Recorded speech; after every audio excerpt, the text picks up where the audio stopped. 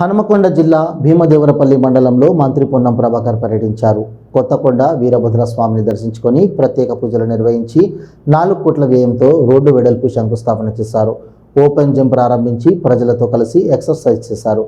Model స్కూల్లో వన మహోత్సవం కార్యక్రమంలో పాల్గొని మొక్కలు నాటి విద్యార్థులతో మంత్రి పొన్నం ప్రభాకర్ ముచ్చటించారు.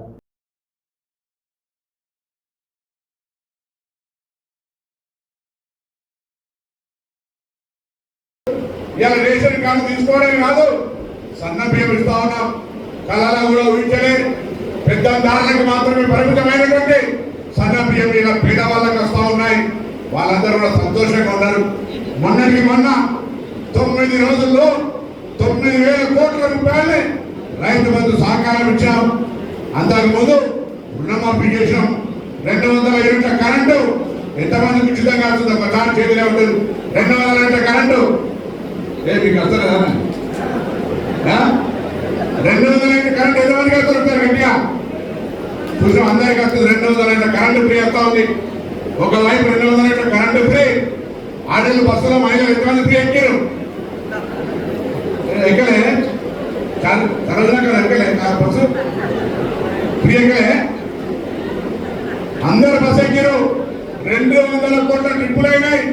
దాదాపు 7,000 కోట్ల రూపాయలు గవర్నమెంట్ మీ ఛార్జీలు ఆర్టీసీకి చెల్లించింది. ఇలా మహిళలు అమ్మగారింటికైనా అత్తగారింటికైనా దాహోన కోవాలన్నా, భద్రకాళి గుడికోవాలన్నా, హుస్నాబాద్ ఎల్లమ్మ గుడికోవాలన్నా, వేమలవాడ రాజన్న గుడికోవాలన్నా, సమ్మక్క సారక్కకోవాలన్నా బస్సులు ఎక్కుతున్నారు, పోతున్నారు, వస్తూ ఉన్నారు.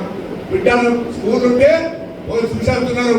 ఇంకా రకరకాలుగా ఉపాధి, ఎక్కడైనా పైసలు ఎక్కువ మంచిగా పడతలు ఎక్కువ అవుతుందంటే ఆడపోయి పనిచేసిన పైసలు సంపాదించుకుంటున్నారు.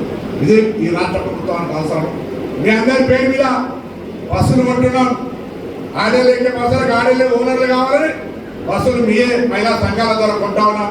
ఇప్పుడే 49 లక్షల్ని వడ్డీ లేని రుణాల కింద 10 సంవత్సరాల తర్వాత మళ్ళీ మహిళలకు ఇచ్చే కార్యక్రమం చేస్తూ ఉన్నాం. సోలార్ ప్రాజెక్టు ఇస్తూ ఉన్నాం. అనేకంగా ఇలా కార్యక్రమాలు కొనసాగించి మహిళలు ఆర్థికంగా ఎదగాలనేటువంటి ఆలోచనతో ప్రభుత్వం కార్యక్రమం చేస్తాం.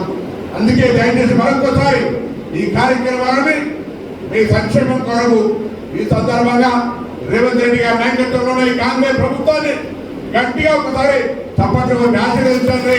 ఇన్ని కార్యక్రమాలు చేస్తా ఉన్నాం.